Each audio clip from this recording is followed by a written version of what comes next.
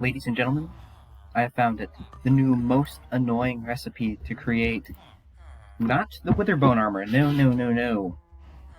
But these ritual stones each require 4 obsidian.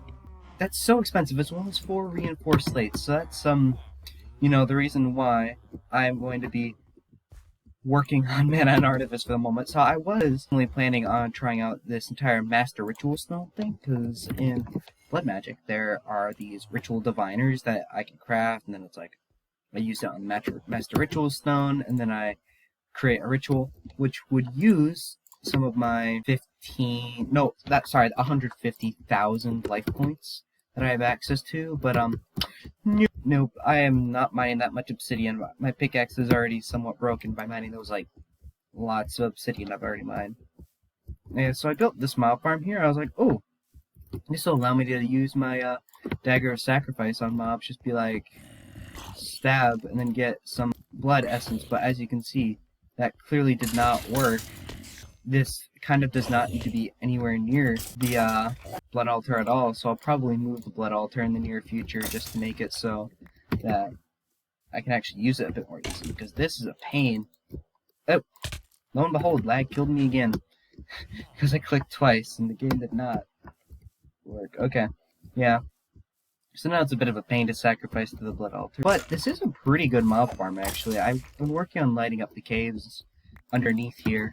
So actually, if I were to run a command, so this is a command that will apply the glowing effect to all mobs that aren't players and villagers. So you see, you've got all those beginnings, all those people in the mob farm, which has given me quite a bit of demonic will, actually. But if we look down here, we've got like a handful of mobs down there in the cave that I haven't lit. But yeah, this farm is significantly better during the day. It's actually a pretty simple design. I'll switch to spectator mode to show it. By the way, guys, this is the only thing I'm using commands for demonstration purposes. So this mob farm, it just is trapdoors, because mobs will think that they can walk over them, so they'll just walk into the water stream, which will push them down the pit. And, spiders decide to be a pain because they decide to break the rules like that. And I have actually been able to get a few of these bigger mobs in, but not enough to make it really worth it. So I'm definitely going to be moving the blood altar in the near future, just because I don't need it to be here, and it's a bit of a nuisance. Yeah, it is a bit annoying to have creepers drop right onto my runes of self-sacrifice, and it's like, those are expensive to replace if the creeper blows up. And so I said that I'd try these things out. I honestly don't quite understand these things, so okay, I was about to say, no, I lost my Tatark gem. So the way that it works is that you can put the gems with demonic will into here, and it eventually will form one of these demon will crystals on there. So as you can see, that just used like well over 300 will. Ah, dang it. Wait, this is soaking the will back up again. That's so weird. Oh, okay, that requires a greater Tatark gem. I don't know how these rock crystal clusters will work, but that'll be fun. But yeah, I slap something into here. It'll be drained of demonic will, and then eventually a crystal will form on here. Ah, like that.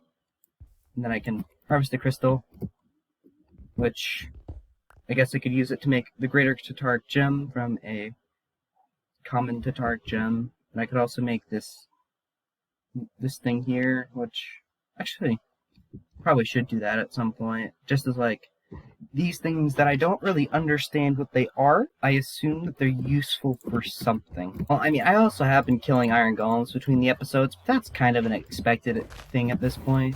Yeah, so moving on, right now I'm looking at doing the ritual of the Wandering Wizard, which will get me a wizard friend who will help me out with stuff. However, in order to do that ritual, I have to have a door, and then with that door I can determine the prices and then get stuff from there, because I want to get a locating thingy for finding a nether fortress. Actually, no, I actually did find a nether fortress in the nether.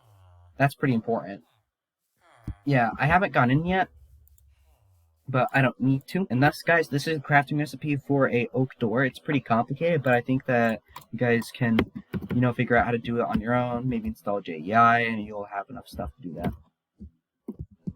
Either way, let's summon the Wandering Wizard. The ritual requires this shape of stuff, as well as the door. And I misplaced my Chimmerite wand. I was able to get some more Chimmerite by mining diamonds, because at magic level 10 and above, I believe you're able to get Chimmerite by mining diamonds, but that's still a bit annoying. But it does now mean that I have an extra Chimmerite Mana Weaver wand when I find the other one. So this ritual, it's just a little X thing there. Actually, I don't think you need the wand or do it. Yeah. Just summons the Wandering Wizard. And they, oh, that is quite nice. They only require one, and then they also have a bucket of tropical fish. Okay, so I'm gonna grab my Vintium ingots. I thought that I was gonna have to smelt up some more, but if I can just trade, sir, okay. Search bar, stronghold. So I'm going to be getting the thaumaturgic link leading to the stronghold. Okay, apparently you just click here and then it shows that there.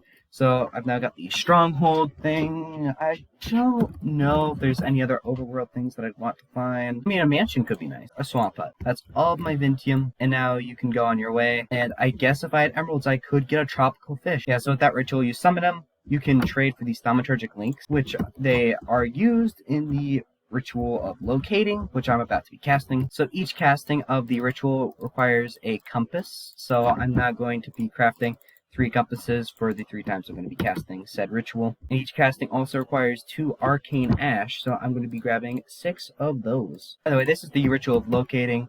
So this requires a 7x7 area. It's going to be one of the few times I actually do the gust one. Just clear out a little area around me.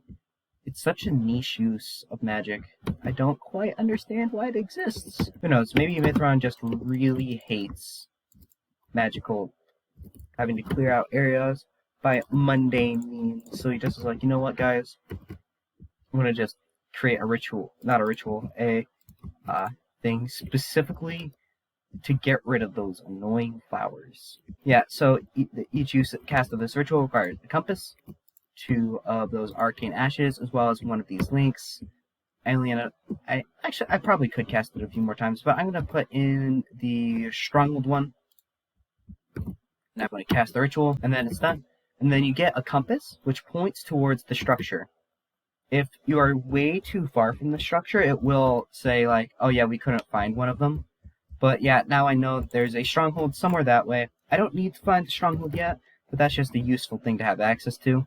As well as iron golems for free lava, because, you know, these guys just like volunteering themselves. Yeah, so for the moment, I'm going to pocket these 2 thaumaturgic links as well as the compass, but I am going to be using these in the future at some point. Unless you have completed 2 more of these rituals. And so, the practitioner's pouch is something that we could complete. The practitioner's pouch is essentially a shulker box, which is one reason why it is awesome to have. But in order to craft it, you need to have some more of the chalk, so I'm going to make some more of that. In case you guys need a reminder, this silk stuff requires wool, some string, and these, not infused silk, the mythic focuses. I don't remember what shape they require, actually. A square. So here we go, all the materials for this practitioner's pouch. We've got string, infused silk, a chest, Vintium dust, the wizard's chalk, and then we've got the practitioner's pouch. It doesn't matter if the chalk is damaged or not, I'm just using the damaged chalk to preserve materials. Now we have a practitioner's pouch. You can open it up by control right clicking as shown here. Open the radical, so, oh yeah, actually if you push Z, you can bookmark rituals such as the ritual of the Wandering Wizard or the ritual of locating. You could then put the materials into the practitioner's pouch and then use them for later, but I just use them as shulker boxes. And if you see these little things over here, those are patches. And those patches can be added on later, but at tier 1, you do not have access to those patches, so you can just ignore that for now. But yeah, also a comment corrected me on this, so I used the touch fling component, which is the reason why it was significantly worse. Apparently, I needed to switch it over to self fling. I did that in the last playthrough. I did use the self fling, but I accidentally completely forgot that I was using the touch component for the break spell, but I needed to use the self component for the fling spell. So I'm not going to correct that right now, because I don't have very many of these materials, but the fling spell is extremely good, and I wanted to correct that. We've got 12 of these complete, so we can actually start working on a few more of these. So we've got to complete 15 of them, so I was thinking that I could just look over these 4 things here, and then look at which 3 I can work on to craft. So looking through the list, I'd say that the 3 I'm going to be making are going to be the Ender Feather Charm, the Bone Feather Charm, and probably this Reed Feather Charm. I'm not going to use them very much, but it's still, I'm going to probably need them in the near future. So I'll gather up the materials for those. I'm going to be needing to gather 6 feathers, 2 per feather charm, 1 ink sac, because I don't have access to another form of black dye, as well as the other requisite materials. So actually, it seems like the only difference between them. So this one just requires 1 less feather instead of an ender pearl, but all of them require the dye, the feather, the string, and some variety of Vintium. So I'm going to be needing to grab 3 string, 5 feathers, 3 ink sacs, 2 Vintium dust, 1 purified Vintium dust, an ender pearl, and that stuff. Okay, I'll gather that and be right back. In case you're wondering about this thing from episode 1, I have not been able to unlock it because of this middle symbol here, which I don't quite know yet. But it appears that the way that you unlock it is by drawing those shapes. But I'm going to try to draw that shape, and it fails, or it's going to tell me that I don't know that shape. Yeah, I lack the knowledge and skill to perform that pattern. So I assume that this is more of a late game chest because of the more complicated symbols. Although I have loaded this in separate worlds and have found different symbols. So I don't know if the symbols on here will determine what is in the loot chest. Okay, I think I have all the materials I need. I'm just going to quickly double check. Okay, let's begin by crafting this Ender Feather Charm. So it requires a ender pearl, feather, some string, black dye, stick, and some purified Vintium dust. And it also requires the shape of triangle, square, and triangle. By the way, in case I didn't mention this, at one point you can see the symbols stored in the side on these little things here. Now I have a Ender Feather Charm, which according to the thing, if I right click, it will teleport me to my spawn point. I'm not that far from it, and it says that you can store it in your Charm Curio slot. I currently have the Sigil of the Fast Miner there, but it also says that it doesn't necessarily need to be stored there in order for it to work. The Reed Feather Charm, 2 feathers, 1 string, 1 sugarcane, 1 black dye, and 1 Vintium dust, and it requires circle, triangle, circle. Oh, this is a fun description. What? No, it's not just a feather tied to a reed. It is a magical artifact. Now, this also can be put into here, but it also just needs to be an inventory to function, and it says that when you are going to be drowning to death, it will instead sacrifice itself to give you an additional set of breath. Now the Bone Feather Charm. The 2 feathers, string, Vintium, and black dye are the same, but this time we replace the feather with a bone reed. Triangle, circle, triangle this time. And this one says that if you're going to die of fall damage, it will break instead of having you take no fall damage. So I mean, I could demonstrate that by just yeeting myself off the nether, but this is definitely the one I'm going to be using the most. And I can assure you that this Reed Feather Charm is going to be the one that I'm going to be using the least, because I do not spend very much time in the water, but if I do mess around with the Ocean Monument, I'll keep it in mind. Oh! The thing says I have to use these. Well, I guess for demonstration purposes, I shall use all 3 of them. The Charm of Killing Iron Golems is the first. I've shown this in the past, but it's also known as a lava bucket. It's very effective. Okay, I guess Reed Feather Charm. Just chill down here for a bit. So now I'm out of air, and charm consumed, and I regained my water. Okay, and I got an achievement. This mod has more achievements. Saved from drowning by that charm. It's up here! Well, I'm gonna teleport back home using the Ender Feather Charm. Okay, this is where my bed is, I guess. And the Bone Feather Charm will save me from fall damage. I climbed this mountain day 1, and I've climbed it again. Except this time, I'm going to fall off and survive without my armor on. So I'm going to just hold the Bone Feather Charm in my hand. Yeet! Oh! That was smooth! That was smooth! I like that. Oh, and there's another thing for the Bone Feather Charm, but there's not one for the Ender Charm. I assume that there's another one for the Cold Feather Charm, which just extinguishes fire. But yeah, that's interesting. Oh yeah, so the chat says that I've gained enough experience to advance in tier. Check the Oculus to continue. And the Oculus says that I sleep in a bed in order to advance to the next tier. Sleep in the bed in order to... Oh, yeah, I didn't have to even sleep. I've advanced the tier too. So now if I were to cast a spell such as this, you can see that I can start leveling up to level 16 by that little bar right there, that little tiny bit. And my Oculus tasks have changed, and we've gained a lot more things here. I probably should have marked which ones were from tier 1 because I did not manage to do that. What is this? What is this? Oh, this is just the cantrip, but better. That is cool. However, that is not what I was looking for. For you guys see that I have a reason for wanting to advance to tier 2. That is to make the break rings.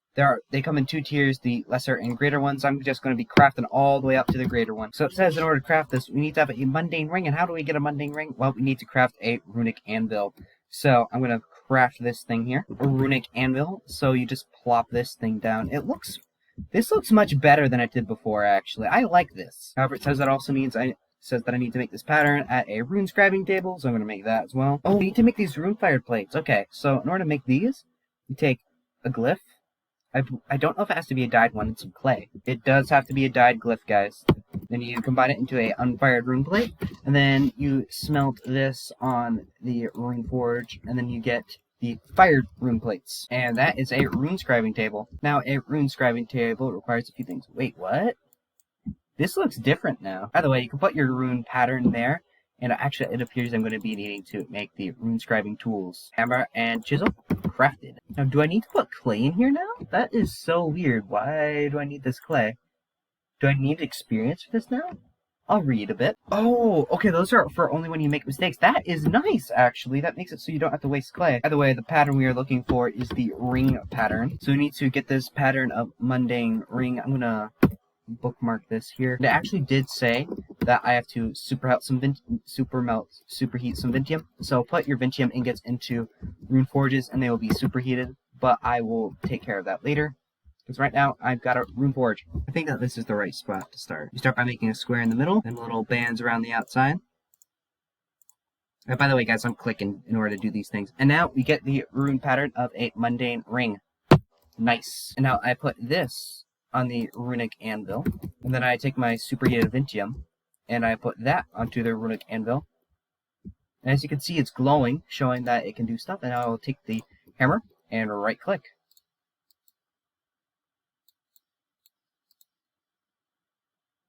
When it's done, it will show that you have the ring, and each of these patterns, I believe they can be used, that looks like it can be used 4 times. They used to only be usable 3 times, but yeah, I'm definitely going to be making quite a few things with those. I could try out making the collector's ring this time. Anyway, while that stuff's melting down, let's make the break rings. So in order to make the lesser break ring, you take some 3 iron, a mundane ring, and some Vintium dust on the mana weaving altar. And you do 2 of these shapes, and then you get your lesser break ring. When equipped into your ring curio slot one of the 2, it may give your dig spells the power of a iron pickaxe. However, we don't want to have the power of a iron pickaxe, we want to have the power of a diamond pickaxe. So actually we're going to put that ring back into the altar. Dang it, we don't have a mode of earth. Okay, never mind. I'll do that next episode, because that's an annoying recipe. I'll instead make this collector's ring. It's mundane ring, Vintium dust, and a ender pearl, as well as a square and a circle. Now, I personally did not try out this item in my last playthrough, so I'm going to be trying this one out a bit this time. So what this does is it makes it so that if you look, it automatically put the arcane stone into my inventory, which the reason why I am creating these break rings and whatnot is so then I could mine obsidian, because I'm going to be needing a lot of that in the near future. By the way, this episode's going really long. I'm definitely going to have to cut this very short in order to get to the ending. So I hope you guys have a very good day, and thank you for watching.